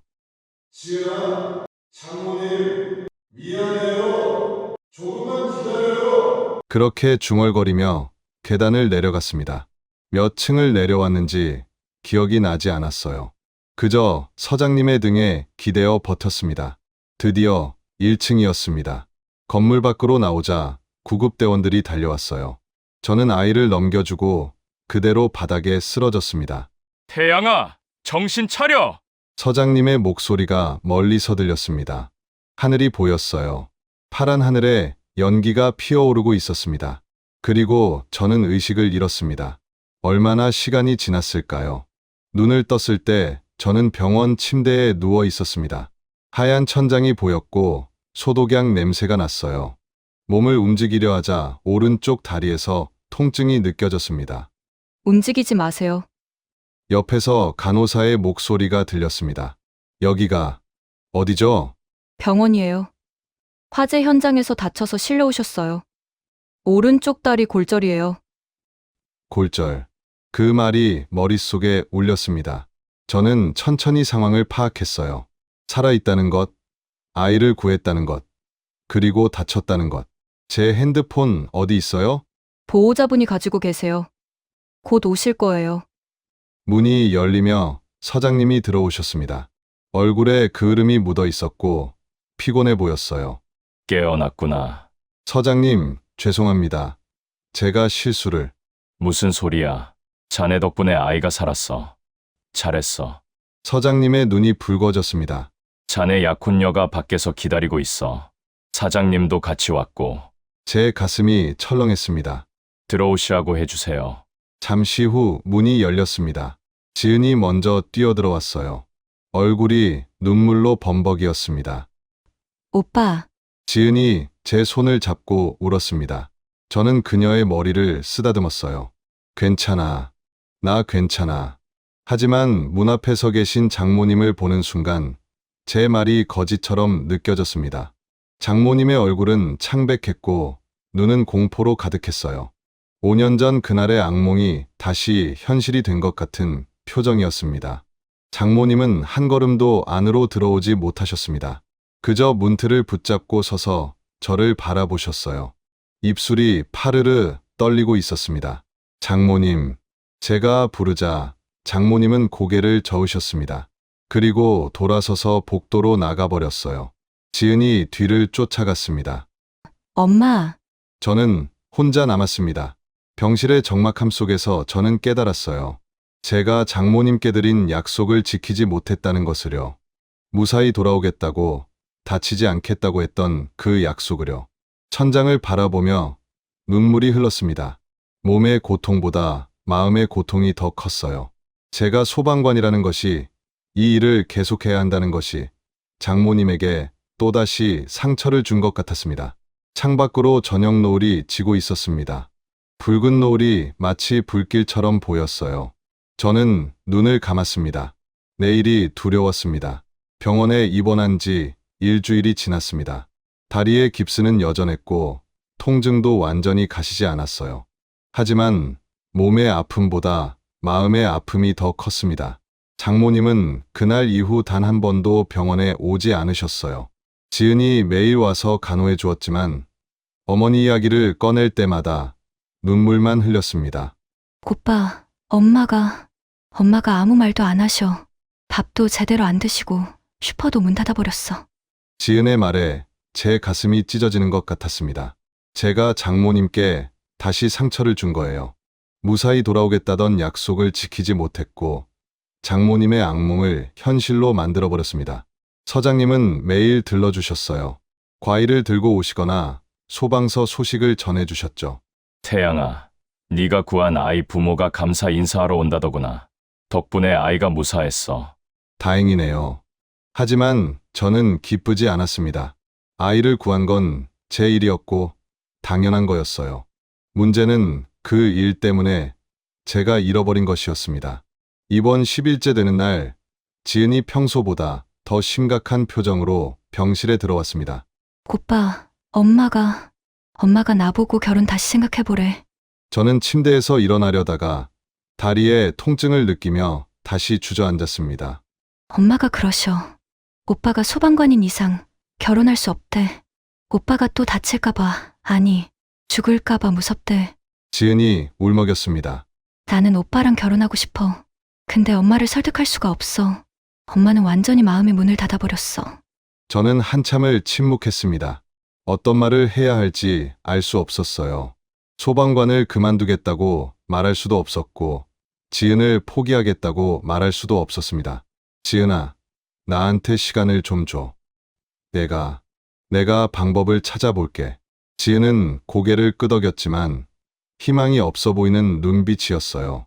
그날 밤, 저는 잠을 이루지 못했습니다. 천장을 바라보며 수없이 생각했어요. 어떻게 해야 할까? 소방관을 그만둬야 할까? 하지만 이 일은 제 삶이었습니다. 7년 동안 해온 일이고 제 정체성이었어요. 다음 날 아침, 서장님이 오셨습니다. 평소와 달리 진지한 표정이었어요. 태양아, 솔직하게 물어볼게. 앞으로 어떻게 할 생각이야? 무슨 말씀이신지. 장모님과 소방관 일, 둘 중에 선택해야 하는 상황이잖아. 서장님의 직설적인 질문에 저는 할 말을 잃었습니다. 태양아, 너를 7년 동안 봤어. 너는 훌륭한 소방관이야. 하지만 동시에 한 여자를 사랑하는 남자이기도 하지. 어떤 선택을 하든 너를 지지할게. 서장님, 하지만 한 가지는 기억해라. 후회하지 않을 선택을 해야 한다는 것을. 서장님이 나가신 후 저는 더 깊은 고민에 빠졌습니다. 이번 2주째 퇴원날이 다가왔습니다. 깁스는 아직 있었지만 목발을 짚고 걸을 수는 있었어요. 의사는 완전히 회복하려면 3개월은 걸릴 거라고 했습니다. 퇴원하는 날 아침 병실 문이 열렸습니다. 지은이 아니었어요. 장모님이 서 계셨습니다. 2주 만에 보는 장모님은 많이 야위셨어요. 얼굴은 헬쑥했고 눈 밑에 다크서클이 짙었습니다. 손에는 작은 봉지를 들고 계셨어요. 장모님, 제가 부르자 장모님은 천천히 안으로 들어오셨습니다. 의자에 앉으시더니 한참을 아무 말도 하지 않으셨어요. 태양 씨, 드디어 장모님이 입을 여셨습니다. 목소리가 쉬어 있었어요. 2주 동안 생각 많이 했어요. 당신을 미워해야 하나, 용서해야 하나. 근데 답이 안 나오더라고요. 죄송합니다. 미안해하지 마요. 당신은 당신의 일을 한 거니까. 아이를 구했잖아요. 영웅이에요. 장모님의 눈에서 눈물이 흘렀습니다. 근데 나는 영웅의 가족이 되고 싶지 않아요.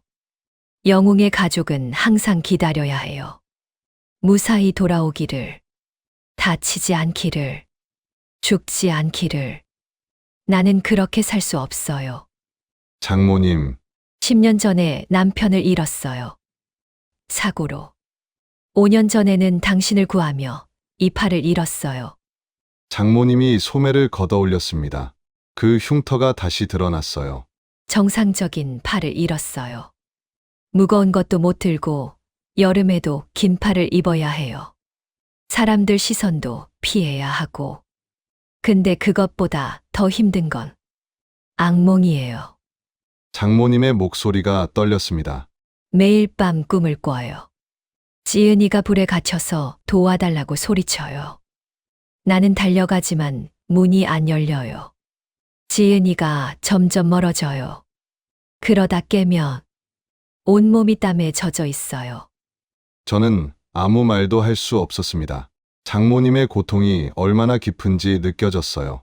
당신이 다쳤다는 소식을 듣고 병원 문 앞에 섰을 때 그 악몽이 현실이 된 것 같았어요. 지은이가 당신과 결혼하면 나처럼 될 거예요. 매일 밤 악몽을 꾸고 전화벨 소리에 놀라고 사이렌 소리만 들어도 가슴이 두근거리고. 장모님이 제 손을 잡았습니다. 태양 씨, 당신은 좋은 사람이에요. 성실하고 착하고 지은이를 정말 사랑하는 것도 알아요. 근데 소방관이잖아요. 그게 문제예요. 제가 소방관을 그만두면 어떨까요? 제 입에서 나온 말에 저 자신도 놀랐습니다. 장모님도 눈이 커졌어요. 당신이 그럴 수 있어요? 지은이를 위해서라면요. 장모님은 한참을 저를 바라보시더니 고개를 저으셨습니다. 안 돼요. 당신이 소방관을 그만두면 후회할 거예요. 그 후회가 나중에 지은이한테 향할 거고요. 너 때문에 내 꿈을 포기했다고 원망하게 될 거예요. 장모님이 일어서셨습니다. 나는 그런 결혼 원하지 않아요. 억지로 맞춰진 결혼은 오래 가지 못해요. 그럼 어떻게 해야 합니까? 제 목소리가 절박했습니다. 장모님은 문 앞에서 멈춰 서서 말씀하셨어요. 모르겠어요. 나도 답을 모르겠어요. 당신을 인정하고 싶어요. 근데 무서워요. 이 두려움을 어떻게 이겨낼 수 있을지 모르겠어요. 장모님이 나가려는 순간 저는 소리쳤습니다. 장모님! 5년 전 그날 장모님은 무서웠지만 저를 구하러 들어오셨잖아요. 장모님의 발걸음이 멈췄습니다. 그때도 두려웠을 거예요. 불길이 무섭고 죽을 수도 있다는 걸 알면서도 들어오셨어요. 왜요? 저를 살려야 한다는 마음이 두려움보다 컸으니까요. 저는 목발을 짚고 일어났습니다. 다리가 아팠지만 참았어요. 장모님, 저도 똑같아요. 사람들을 구해야 한다는 마음이 두려움보다 커요. 다칠 수도 있고 죽을 수도 있어요. 근데 누군가는 해야 하는 일이에요. 5년 전 장모님처럼요. 장모님이 천천히 돌아서셨습니다. 눈물이 볼을 타고 흘러내리고 있었어요. 장모님이 그날 저를 구하지 않으셨다면 저는 지금 여기 없어요. 지은이도 못 만났을 거고 장모님도 못 뵀을 거예요. 장모님의 용기가 이 모든 걸 가능하게 했어요. 저는 목발을 짚고 한 걸음 한 걸음 장모님께 다가갔습니다. 그때 장모님은 두려움을 이겨냈어요. 한 사람을 살리기 위해서요. 이번에도 해주실 수 있잖아요. 저와 지은이를 살려주세요. 두려움을 이겨내고 우리 결혼을 허락해 주세요. 저는 장모님 앞에서 무릎을 꿇었습니다. 깁스한 다리가 바닥에 닿으며 통증이 밀려왔지만 참았어요. 제발요. 장모님, 저는 약속할 수 없어요. 다시는 다치지 않겠다고. 소방관인 이상 위험은 항상 있으니까요. 근데 한 가지는 약속할 수 있어요. 저는 고개를 들어 장모님을 바라봤습니다. 항상 최선을 다해서 돌아오겠다고. 지은이를 위해서, 장모님을 위해서, 제 목숨보다 더 소중히 여기는 가족들을 위해서 꼭 살아서 돌아오겠다고. 병실이 조용했습니다. 장모님은 저를 내려다보고 계셨고 저는 무릎 꿇은 채 기다렸어요. 얼마나 시간이 지났을까요? 장모님이 천천히 무릎을 굽히고 저와 눈높이를 맞추셨습니다. 그리고 제 얼굴에 손을 대셨어요. 당신 정말 고집세네요. 장모님이 미소 지었습니다. 눈물 섞인 미소였어요. 5년 전에도 당신은 포기하지 않았어요. 마지막까지 그 사람을 구하려고 했죠. 지금도 마찬가지네요. 나를 설득하려고 무릎까지 꿇고. 장모님, 일어나요. 다리 아픈데 왜 무릎을 꿇어요? 장모님이 저를 일으켜 세우셨습니다. 그리고는 깊은 숨을 쉬셨어요. 솔직히 말할게요. 아직도 무서워요. 당신이 또 다칠까봐, 지은이가 고생할까봐. 그 두려움은 쉽게 사라지지 않을 거예요. 알고 있습니다. 근데 당신 말이 맞아요. 5년 전 나는 두려웠지만 들어갔어요. 이번에도 그래야겠죠. 두렵지만 해야 하는 거. 장모님이 제 손을 꼭 잡으셨습니다. 우리 지은이 잘 부탁해요. 그리고 꼭 무사히 돌아와요. 예번요. 이 약속만은 지켜줘요. 네, 꼭 지키겠습니다. 저는 장모님을 껴안았습니다. 장모님도 저를 안아주셨어요. 두 사람 모두 울고 있었습니다. 문이 열리며 지은이 들어왔습니다. 우리를 보자 깜짝 놀란 표정이었어요. 엄마, 오빠, 장모님이 지은에게 손짓했습니다. 지은이 달려와 우리를 안았어요. 세 사람이 함께 울었습니다. 기쁨의 눈물이었어요. 한참 후 우리는 서로를 놓았습니다. 장모님이 들고 온 봉지를 건네셨어요. 이거 해장국이에요. 병원 음식만 먹어서 기운 없을 것 같아서 끓여왔어요. 감사합니다. 장모님, 이제는 어머니라고 불러요. 어머니, 그 말이 입에서 나오는 순간 제 가슴이 뜨거워졌습니다. 진짜 가족이 된 기분이었어요. 그리고 태양 씨. 다음 주 일요일 우리 집에서 저녁 먹어요. 제대로 된 가족 식사해야죠. 네, 꼭 가겠습니다. 장모님, 아니, 어머니가 웃으셨습니다. 진심 어린 미소였어요. 5년 전 그날의 아픔도 2주간의 고통도 모두 녹아내리는 것 같았습니다. 병실 창으로 햇살이 들어왔습니다. 따뜻한 봄날의 햇살이었어요. 긴 겨울이 끝나고 드디어 봄이 온 것 같았습니다. 3개월이 흘렀습니다. 제 다리는 완전히 회복되었고 깁스도 떼었어요. 재활 치료를 열심히 받은 덕분에 다시 소방관으로 복귀할 수 있었습니다. 서장님과 동료들은 저를 따뜻하게 맞아주었죠. 복귀 첫날 소방서 앞에 서서 건물을 올려다봤을 때의 기분을 잊을 수 없어요. 제가 정말 좋아하는 일이었구나 새삼 깨달았습니다. 이 일을 계속할 수 있게 해준 어머님께 지은에게 감사했어요. 어머님은 많이 달라지셨습니다. 여전히 제가 출동할 때마다 걱정하시지만 예전처럼 두려움에 얽매이진 않으셨어요. 대신 매번 출동 후 제게 전화하셔서 안부를 물으셨습니다. 무사히 돌아왔니? 네, 어머님 걱정 마세요. 그래, 다행이다. 저녁은 먹었어? 그런 대화를 나누며 우리는 진짜 가족이 되어갔습니다. 결혼식 날이 다가왔습니다. 날짜는 6월 첫째 주 토요일이었어요. 봄이 지나고 초여름으로 넘어가는 화창한 계절이었습니다. 결혼식 전날 저는 어머님 슈퍼를 찾아갔습니다. 오랜만에 일을 도와드리려고요. 어머님은 반갑게 맞아주셨어요. 태양아, 내일 결혼식인데 여기는 왜 왔어? 어머님 혼자 일하시잖아요. 도와드리러 왔죠. 어머님이 웃으셨습니다. 예전보다 훨씬 편안한 미소였어요. 우리 사위 참 착하네. 그래, 저 높은 선반 좀 정리해 줘. 저는 사다리를 타고 올라가 선반을 정리했습니다. 익숙한 일이었어요. 3개월 전 한 달간 매일 했던 일이었으니까요. 일을 마치고 내려오니 어머님이 보리차를 준비해 주셨습니다. 우리는 계산대 옆에 앉아 차를 마셨어요. 태양아, 고마워. 뭐가요? 나한테 시간을 줬어. 그리고 포기하지 않았어. 어머님의 눈이 촉촉해졌습니다. 5년 전에 너를 구했을 때 이런 날이 올 줄 몰랐어. 당신이 내 사위가 될 줄, 내 가족이 될 줄. 저도요. 그날 어머님께서 저를 살려주지 않으셨다면 오늘은 없었을 거예요. 어머님이 제 손을 잡았습니다. 흉터가 있는 그 손으로요. 이 흉터, 이제는 부끄럽지 않아. 너와 지은이를 이어준 증표니까. 어머님, 내일 결혼식에서 나 반팔 입을 거야. 처음으로. 저는 깜짝 놀랐습니다. 어머님이 5년 동안 숨겨왔던 흉터를 드러내신다니요. 괜찮으시겠어요? 괜찮아. 이제는 숨기고 싶지 않아. 너를 구한 이 팔이 자랑스러워.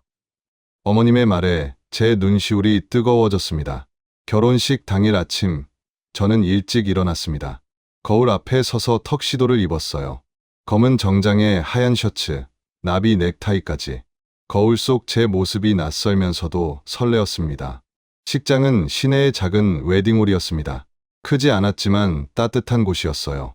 소방서 동료들, 지은의 학교 동료들, 그리고 동네 분들이 오셨습니다. 100명 정도 되는 하객들이었죠.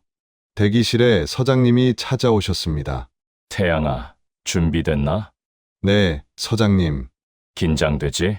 많이요. 서장님이 웃으셨습니다. 나도 결혼할 때 그랬어. 근데 식장에 들어가서 신부 보면 긴장 다 풀릴 거야. 서장님, 그동안 정말 감사했습니다. 뭘? 자네가 잘한 거지. 포기하지 않고 끝까지 간 거. 서장님이 제 어깨를 두드렸습니다. 행복하게 살아라. 그리고 소방관으로서도 계속 최선을 다하고. 네, 꼭 그러겠습니다.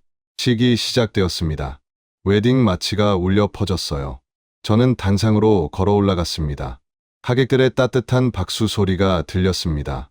그리고 문이 열렸습니다. 지은이 들어왔습니다. 하얀 웨딩드레스를 입은 그녀는 정말 아름다웠어요. 어머님이 지은의 팔을 잡고 함께 걸어오셨어요. 그때 저는 깨달았습니다. 어머님이 반팔 드레스를 입고 계신다는 것을요. 오른쪽 팔의 흉터가 환하게 드러나 있었습니다. 하지만 어머님은 떳떳하셨어요. 고개를 들고 미소를 지으며 걸어오셨습니다. 하객들 중 몇몇이 흉터를 보고 수군거리는 것 같았습니다. 하지만 어머님은 개의치 않으셨어요. 오히려 그 팔로 지은을 꼭 잡고 계셨습니다. 단상 앞에 도착하자 어머님이 지은의 손을 제 손에 얹어주셨습니다. 잘 부탁해요. 네, 어머님. 평생 잘 모시겠습니다. 어머님이 저를 안아주셨어요. 그리고 작게 속삭이셨습니다. 고마워, 아들. 아들이라는 말에 제 눈에서 눈물이 흘렀습니다. 진짜 아들이 된 기분이었어요. 주례 선생님의 말씀이 시작되었습니다. 하지만 저는 말씀이 귀에 잘 들어오지 않았어요. 옆에선 지은이만 보였습니다. 그녀도 눈물을 흘리고 있었어요. 행복의 눈물이었습니다. 신랑, 신부를 평생 사랑하고 아끼며 보살피겠습니까? 네, 서약합니다. 신부, 신랑을 평생 사랑하고 아끼며 보살피겠습니까? 네, 서약합니다. 우리는 서로를 바라보며 미소 지었습니다. 그 순간만큼은 세상에 우리 둘만 있는 것 같았어요. 식이 끝나고 사진 촬영이 시작되었습니다.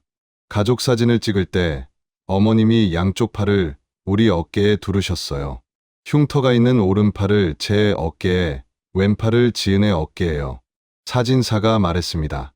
자, 웃으세요. 플래시가 터졌습니다. 그 순간이 영원히 기억될 것 같았어요. 피로 현장에서 서장님이 축사를 해주셨습니다. 신랑 강태양 군은 제가 7년간 지켜본 소방관입니다. 성실하고 용감하고 무엇보다 사람을 아끼는 마음이 큰 친구죠. 그런 그가 좋은 사람을 만나 가정을 이루게 되어 정말 기쁩니다. 서장님이 어머님을 바라보셨어요. 그리고 신부 어머님께도 감사드립니다. 5년 전 화재 현장에서 목숨을 걸고 태양이를 구해 주셨죠. 그 용기가 오늘 이 자리를 만들었습니다. 하객들이 박수를 쳤습니다.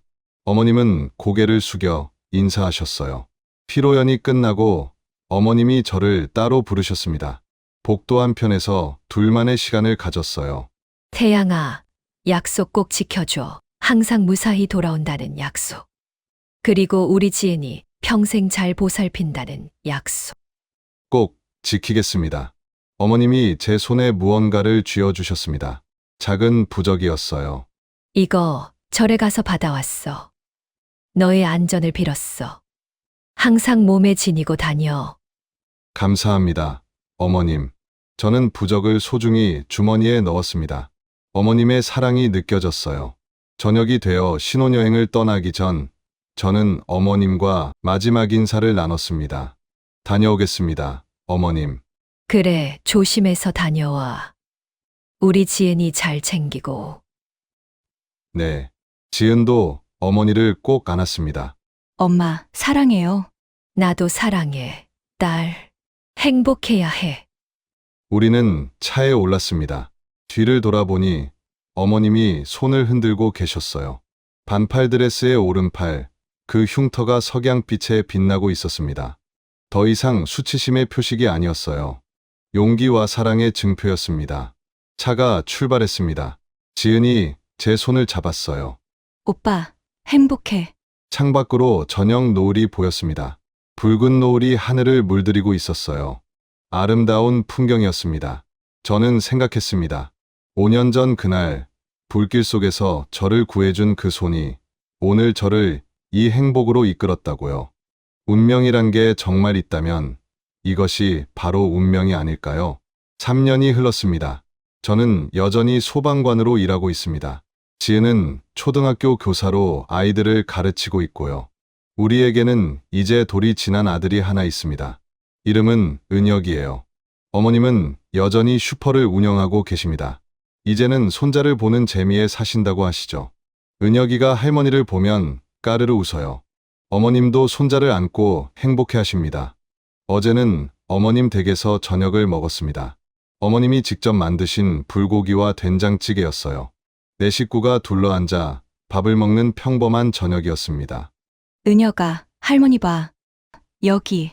어머님이 손자에게 음식을 먹여주시는데 반팔 블라우스의 소매 사이로 그 흉터가 보였어요. 은혁이가 호기심 어린 눈으로 할머니의 팔을 만졌습니다. 이건 할머니가 아빠를 구할 때 생긴 거야. 아주 오래전에 할머니가 아빠를 불에서 구해줬어. 그래서 지금 아빠가 여기 있는 거야. 은혁이가 신기한 듯 흉터를 쓰다듬었습니다. 어머님이 웃으셨습니다. 그 웃음이 정말 행복해 보였어요. 식사를 마치고 설거지를 하는데 제 핸드폰이 울렸습니다. 긴급 출동 문자였어요. 지은의 표정이 순간 굳어졌지만 곧 미소를 지었습니다. 조심해서 다녀와. 응, 금방 올게. 어머님도 제게 다가오셨습니다. 태양아, 부적 챙겼지? 네, 항상 가지고 다녀요. 그래. 조심해. 꼭 무사히 돌아와야 해. 네, 어머님. 약속드릴게요. 저는 서둘러 집을 나섰습니다. 차를 타고 소방서로 향하는 길, 백미러로 뒤를 돌아봤어요. 어머님과 지은, 그리고 은혁이가 문 앞에서 손을 흔들고 있었습니다. 저는 다짐했습니다. 꼭 무사히 돌아오겠다고. 저를 기다리는 가족들을 위해서요. 소방차 사이렌이 울렸습니다. 저는 앞을 바라보며 달렸어요. 누군가를 구하러, 그리고 제 가족에게 다시 돌아가기 위해서요. 5년 전 한 여인이 불길 속에서 저를 구했습니다. 그 손이 제게 새로운 삶을 주었어요. 이제 저는 그 삶으로 다른 사람들을 구합니다. 그리고 매일 저녁 사랑하는 가족에게 돌아갑니다. 이것이 제 이야기입니다. 운명과 은혜, 그리고 사랑에 관한 이야기요. 하늘에는 별이 반짝이고 있었습니다. 5년 전 그날 밤에도 이런 별이 떠 있었어요. 그리고 앞으로도 계속 빛날 것입니다. 제 가족을, 그리고 제가 구할 모든 사람들을 비추며요.